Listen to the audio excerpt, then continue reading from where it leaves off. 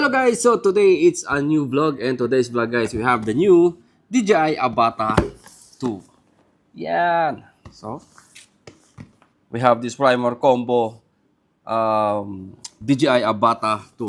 I'm gonna make a quick unbox and check what inside the box of this new DJI Avata 2. So, without further ado, let's start unbox this DJI Avata 2. So, see? You can scan here for your DJI Mimo application. Of course, you need to register your drone. Okay. This is the DJI Avata 2. And I think this is a more bigger bag compared for the DJI Avata 1. Yeah. Okay.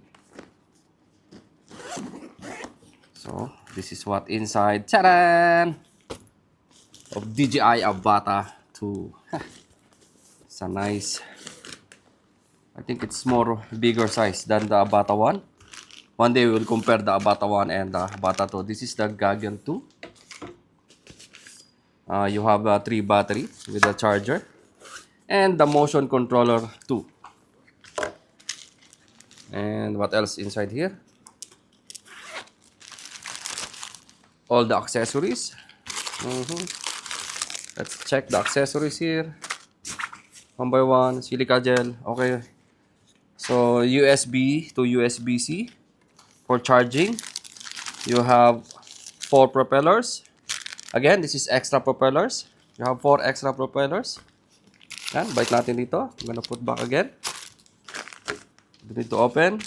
OTG, USB-C to USB OTG for the goggle 2. Yeah. Okay, a filter for the goggle 2. So, okay, silica gel. Okay. And you have here, what is this? Let's see. It's a pad. Okay. It's a pad for your goggle 2. Yeah. Okay.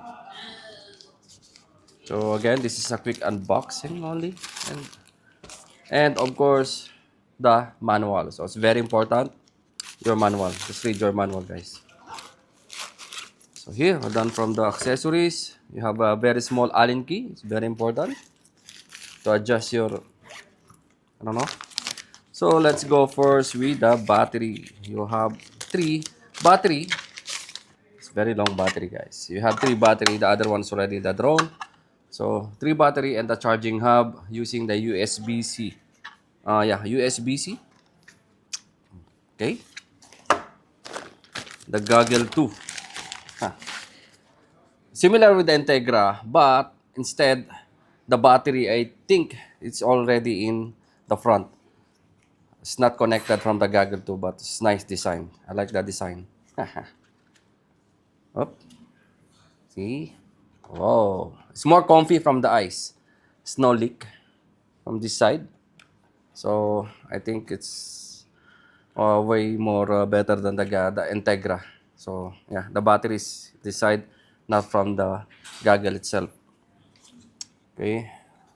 The size, I think, the design, wow, it's also good. It's amazing. So, but one day, we're gonna try this. So, this is the goggle 2. The motion controller. Oh, it's totally new motion controller. I don't know what is it. 3.1 or something. Motion controller 3 maybe. But it's totally different motion controller than the second generation. This is, I think, the 3rd generation motion controller 3.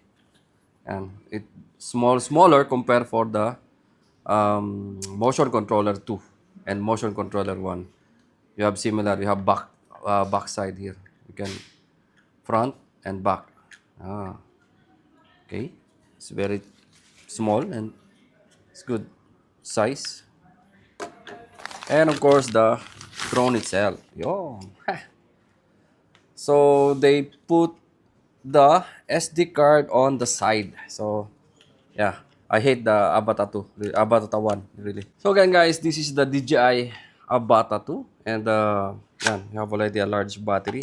Again, for the specs of the camera, or the drone, you can check the on the description regarding the specs on the drone. So again, uh, it's so nice because the USB and the micro SD, it's already in the side, so it's not it's easy access.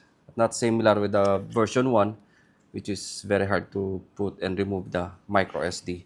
So, guys, I think that's it for today's quick unboxing of this new DJI Avata 2.